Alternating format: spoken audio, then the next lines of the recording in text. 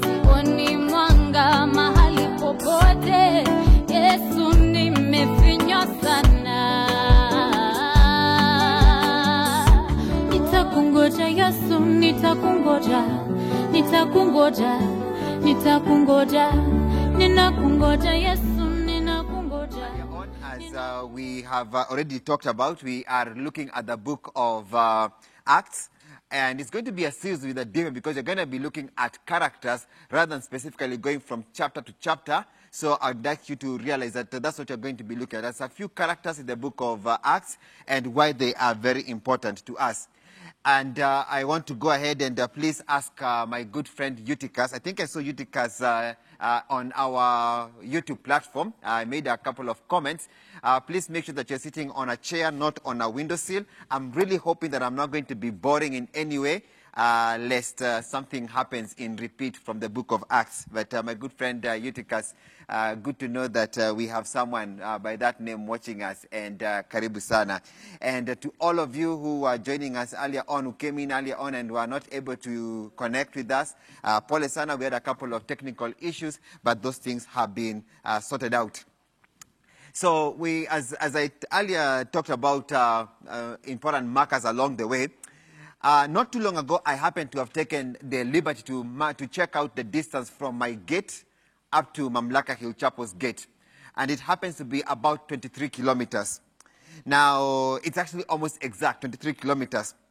On any given Sunday, the journey will take me about 35 minutes. On a bad weekday, when traffic is chock-a-block, the journey can take up to 2 hours. I actually remember one time it took me almost 3 hours to get to Mamlaka Hill Chapel. As a result of that, one of the apps that I tend to use quite a bit is none other than Google Maps. I will not go anywhere without first and foremost consulting Google Maps, and more so making sure that I have a bit of some data so that I can be able to get live updates in regard to how the journey looks like as I come to work or wherever I am going. A couple of times I have taken the liberty not to trust Google Maps, and in more occasions than not, I have lived to regret my decision of not following Google Maps suggestions. Why? Because Google Maps is constantly giving us live updates or is bearing witness to what is happening along the way. And so my sermon today is the witness theme in the book of Acts. Yes, you're going to be looking at characters, but these characters, what they actually are, they are witnesses to they're actually witnesses, and these witnesses can either be good or they can also be bad witnesses. Talk about the times in which we are in. This last week, we have had the privilege of watching some interviews to replace the current CJ, who happened to have retired, and we have had a couple of candidates who have gone before a panel, and they have been interviewed on live national TV about their suitability to becoming the next Chief Justice of the Republic of Kenya. And each and every one of them has had to be able to bear witness of themselves, and also their past has come to bear witness upon them. And the criminal justice system, to a large extent, is heavily built on witnesses. Now, we also live in a world whereby the word of another person is very, very important. Now, I'm not making any appeals to anybody, but for the last 1 year, my phone has had a broken screen. The challenges of raising a family is that sometimes you have other things that are more important than replacing your phone. And but I have been in the market of trying to buy one. And one of the things that has occurred is that a long time ago, what used to happen, you used to go window shopping. But nowadays, most window shopping is done online, and it's interesting, it's not really about the product, but usually what you do, you quickly check out the reviews, and more so, verified purchase reviews of a product. Why? Because you want to be able to hear somebody who can be able to bear witness on a product or something that you've been able to come along or gotten. So, as we begin this sermon on the series on the book of Acts, or rather on characters on the book of Acts, we need to look at it. We need to first and foremost start off with a roadmap and ask ourselves, what are the important markers along the way that will tell us that we are keeping within the book of Acts and what the author intended when he wrote this book? Now, Acts is a sequel to the Gospel of Luke, and there's a general consensus that the book was written by none other than Dr. Luke himself. And who is this Dr. Luke? He happens to be a companion of Paul, who happens to be a major character or a major witness in the book of Acts, and you're going to come across him later on. Now, Luke takes great care to record an accurate picture of how an obscure movement that started by Jesus in a small troublesome corner of the Roman Empire grew and spread out and became something that ended up outliving the old Roman Empire. And so as we focus on the book of Acts also, apart from markers, think of this as hooks or things that are constantly going to remind you in regard to the character you're going to be looking at. Are we still in touch, or are we still keeping up with where we are? Now, if you have your Bible, we have a couple of verses I want us to be able to look at. Now, Luke chapter 24, verse 45. Interesting that we should go to Luke chapter 24 in order to be able to come up with a passage and looking into the book of Acts. Now, the Bible says this in Luke chapter 24, verse 45. Jesus has died, he has resurrected, he has appeared to his disciples, and towards the end, he says this. Then he opened their minds so they could understand Scripture. He told them, this is what is written. The Messiah must suffer and rise from the dead, and on the third day, the repentance of forgiveness. Let me read that all over again. He told them, this is what is written. The Messiah must suffer and rise from the dead on the third day, and repentance for forgiveness of sins will be preached in his name to all nations, beginning at Jerusalem. You are witnesses of these things. I am going to send to you what my Father has promised, but stay in the city until you have been clothed with power from on high. Now, again, if you have your Bible, I would like to also ask you to go ahead and look at Acts chapter 1. And we're going to be looking at verse 8. Acts chapter 1 and verse 8 says this. But you will receive power when the Holy Spirit comes on you. You will be my witnesses in Jerusalem and in all Judea and Samaria and to the ends of the earth. So Acts chapter 1 verse 8 is almost like an echo of what has occurred before in Luke chapter 24. Now, if you are big on watching maybe a few TV programs, or if you're watching a sequel of any kind, what usually happens, you'll have a previously. And so here we have, in a sense, in Acts chapter 1 verse 8, it's almost like a previously in the book of Luke, or previously, this is what happened, and this is the connection as we go forward into the following verses. So Acts chapter 1 verse 8 is a miniature outline of the rest of the book. And in a sense, it's a progress of the book, of what the book is going to come up with. In a sense, you can say it is a program text that tells us this is how this particular passage is going to develop along the way. Let me give you, and it's good to be able to have these things, because sometimes when you're dealing with a series, sometimes you get, you come in and out of that series. So what are some of the things that you need to be aware of as you go forward in terms of this passage? And there are three key things that you're going to be looking out for. And what are these three things?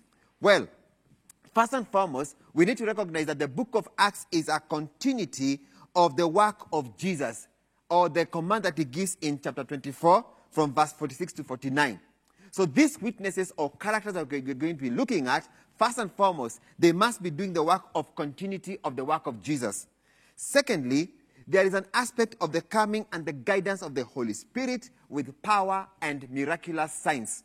So the characters, not only are they continuing the work of Jesus, but secondly, they are also filled with the Holy Spirit. And in these early times, they not only are full of the Holy Spirit, but also they are performing a lot of miracles, which are full of power, and they are miraculous signs, thus rubber stamping, in a sense, God's presence among these people.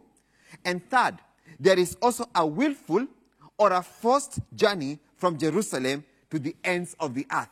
So those are very important things for you to be constantly be aware of. And so, suppose you miss this, you miss 2 or 3 sermons. Come back to this chapter, come back to this sermon and ask yourself, are these 3 hooks still there? In a sense, if you are traveling, let's say from Nairobi to Mombasa, and you kind of know about the topography of Nairobi to Mombasa, if you happen to have gotten into a bus and you dozed off and you found yourself in the middle of tea bushes, then you need to recognize that you're definitely not on your journey to Mombasa. There is definitely something amiss. And you need to be able to ask yourself, am I still on the right track?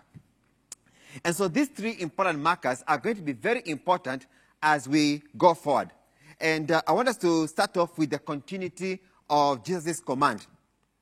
One of the reasons why these characters or witnesses are such an important theme in the narrative of Acts is because, as I said earlier on, Acts chapter 1 verse 8 acts as a hinge, as a connector between what happened in Luke and what is now going to be happening in the book of Acts.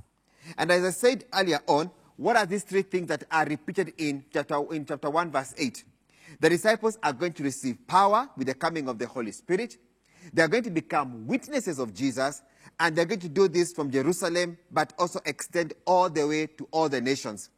Now, we need to be able to look at this word witness a little bit. Now, the Greek word witness here is martus, and from which we also get the verb martureo. Now, martus is a simple word for witness.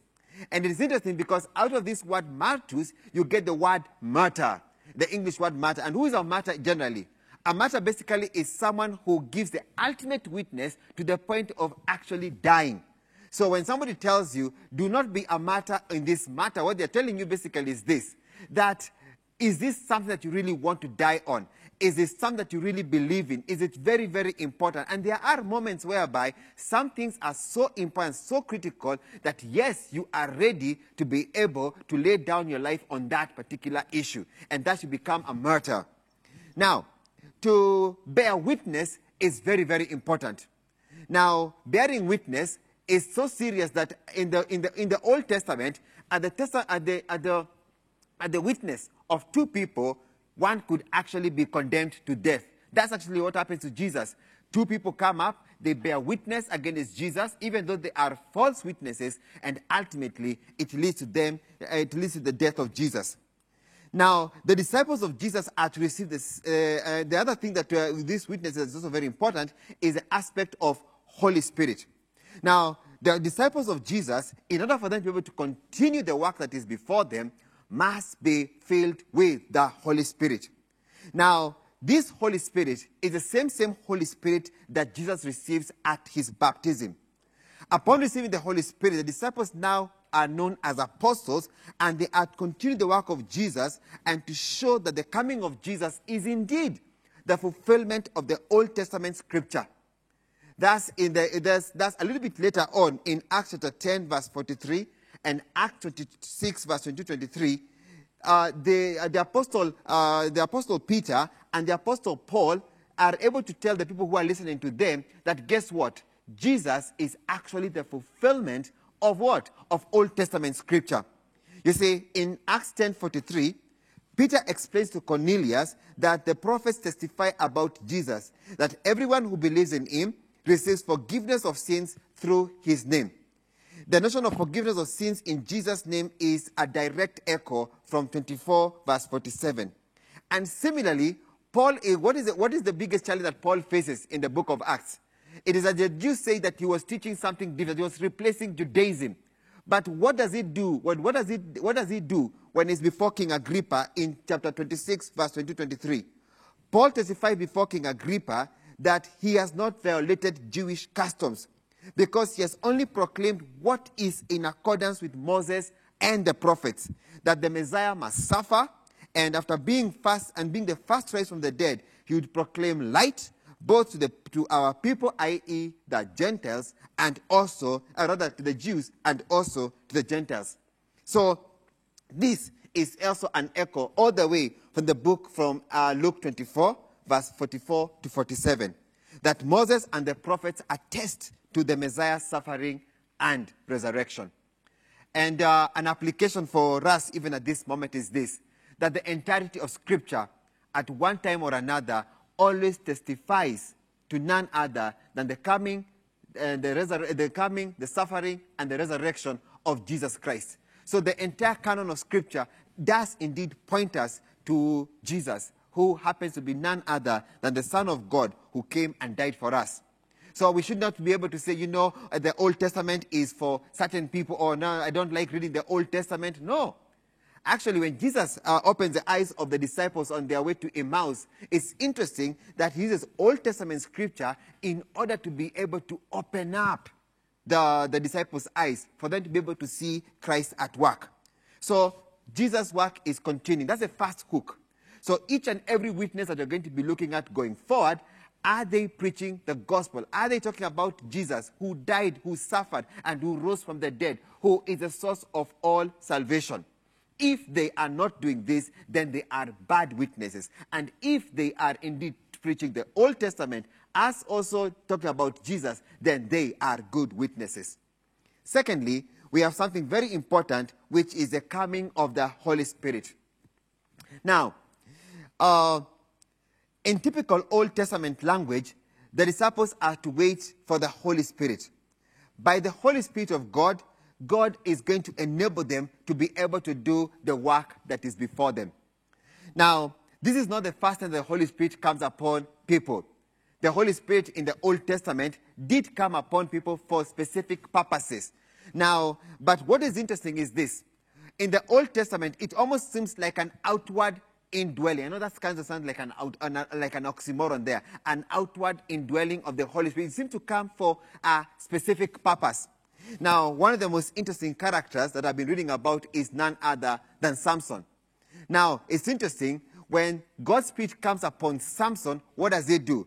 He is able to rip apart a lion as if it were a young goat.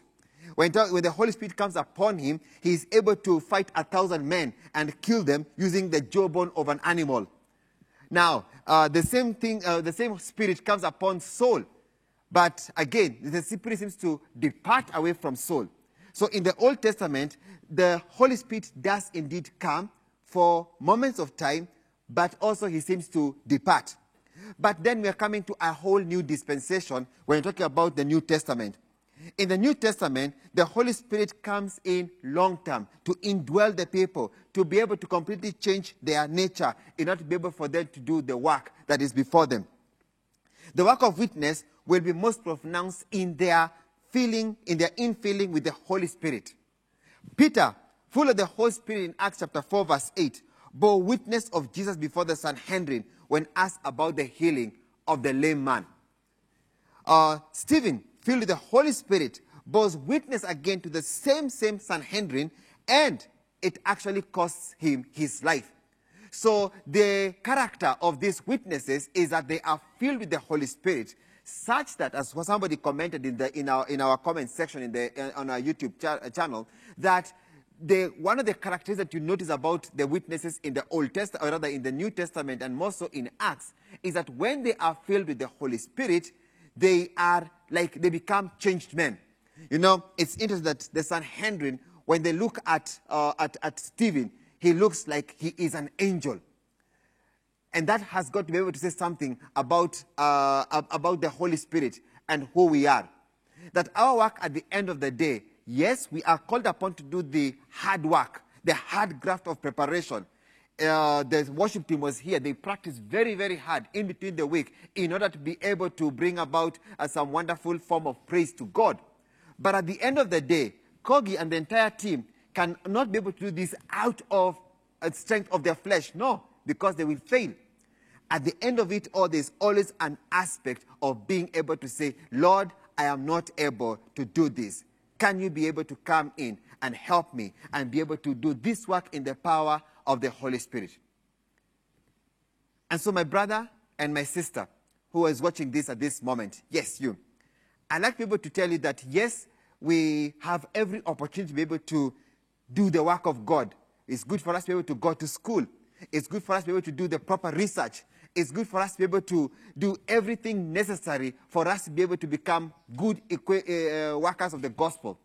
But at the end of the day, it is very, very important to always recognize that God's work is only possible, and is only possible if we constantly say, Lord, fill me with your Spirit. May my heart be full of the Holy Spirit, and may my heart be fully indwelt.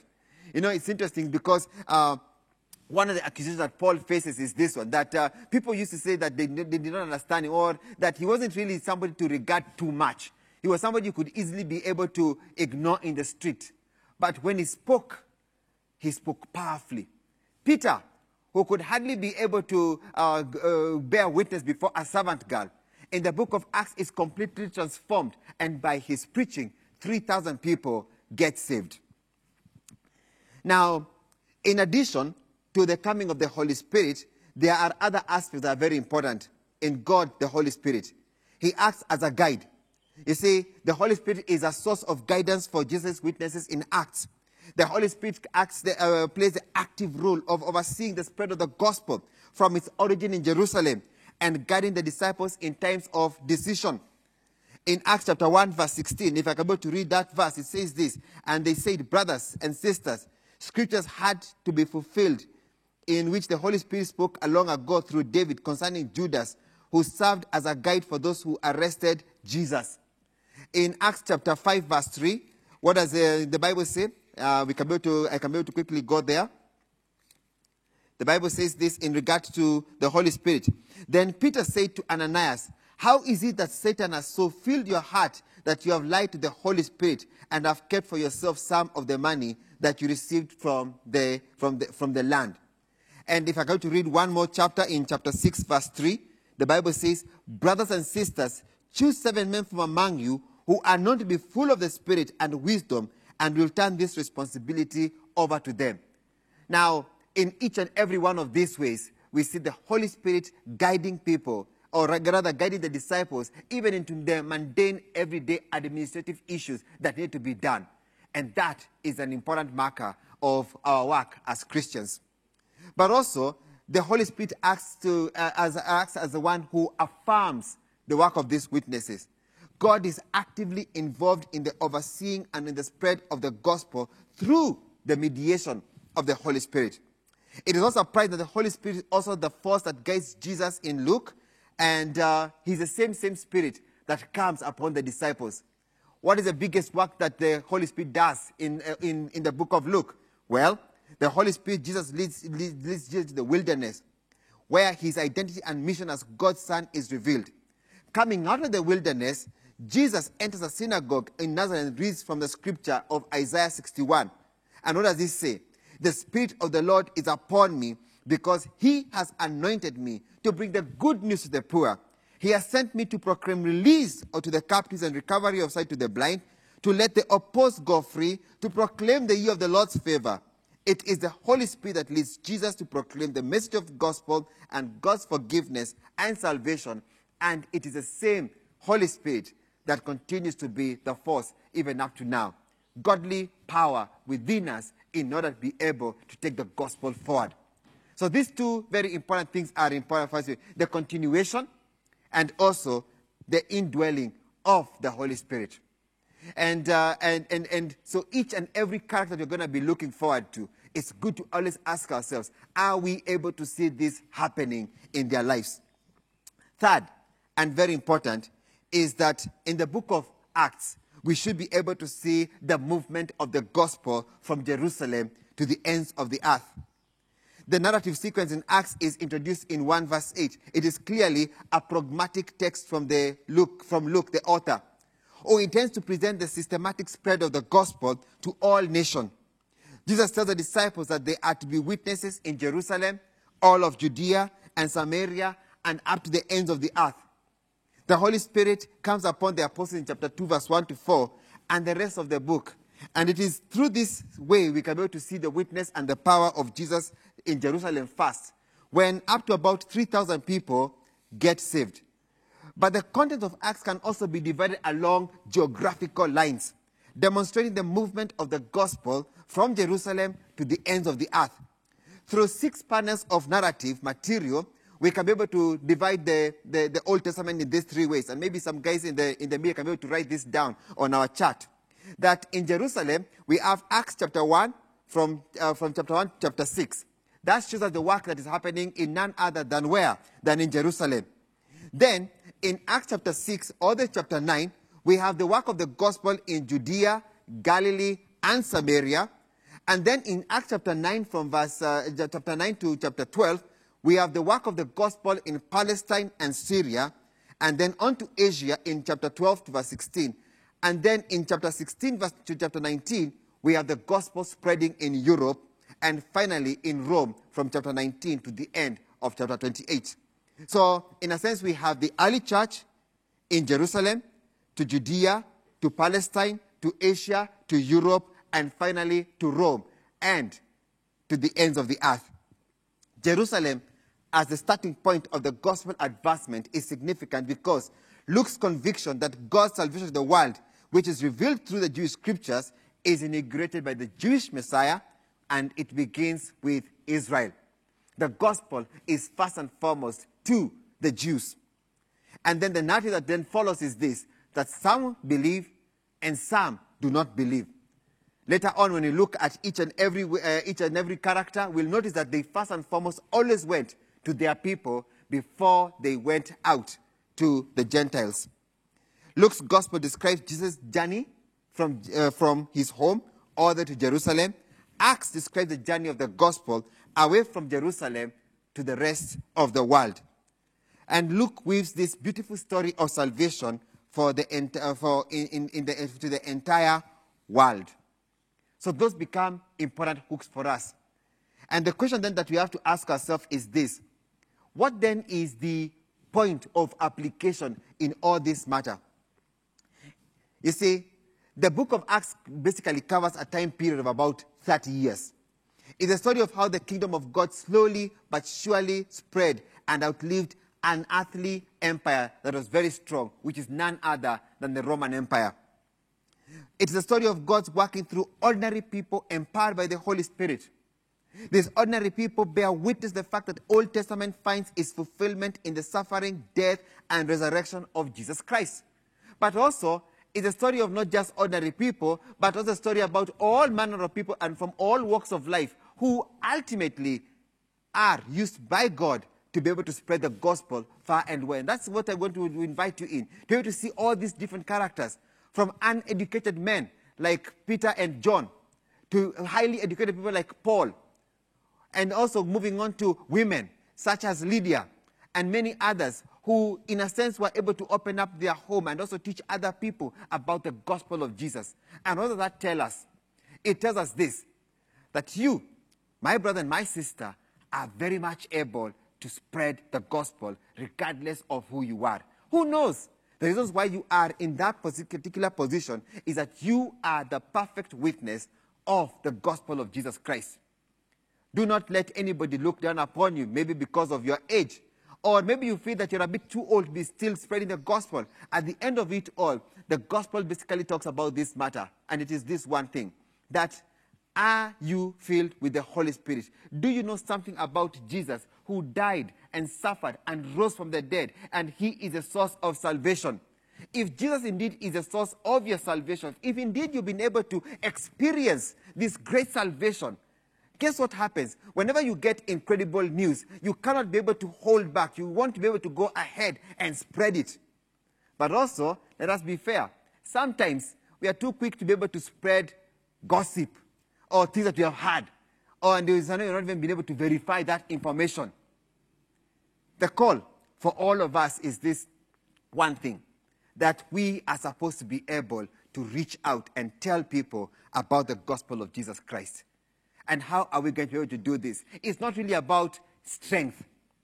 Sometimes it's just being able to say, Lord, I am incredibly fearful. I don't even know how to go about this spreading of the gospel. But would you be able to send the Holy Spirit upon me? You know what happens is that, and you're going to probably look at this when looking at Peter, the Sanhedrin is able to say, you know what? These men were with Jesus. They can be able to say that these were not schooled men.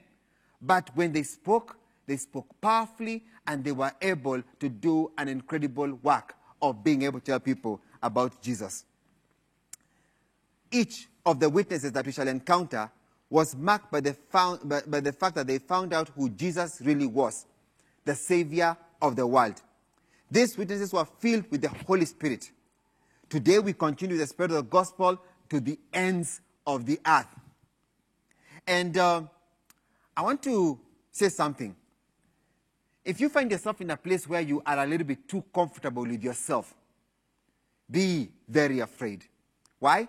Because you could just be ready to have a little bit of some shaking so you can be able to do what? To go out and spread the gospel. And it's amazing that the gospel has always advanced in moments of great adversity.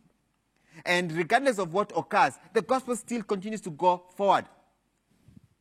COVID or no COVID, we are still preaching the gospel even up to today.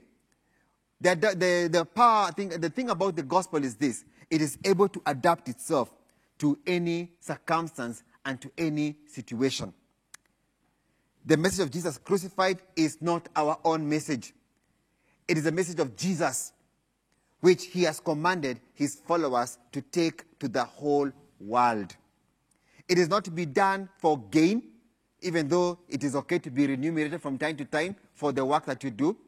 But at the end of the day, it is important to recognize the following, that ultimately, because this is God's work, he is going to be able to take it forward.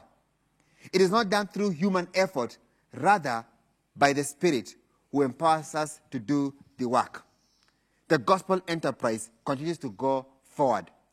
And in the next, and may I so invite you to this wonderful journey as you look at these wonderful characters who are going to be able to tell us something wonderful about God and what he is able to do in the world. 3 things to be aware of and to go away with. 1, are we still continuing the work of the gospel? Secondly, are we doing it through the power of the Holy Spirit? And third, is it moving geographically? If it is not, if any one of these things are not happening, then we ought to ask ourselves, there is a little problem and needs to be rectified.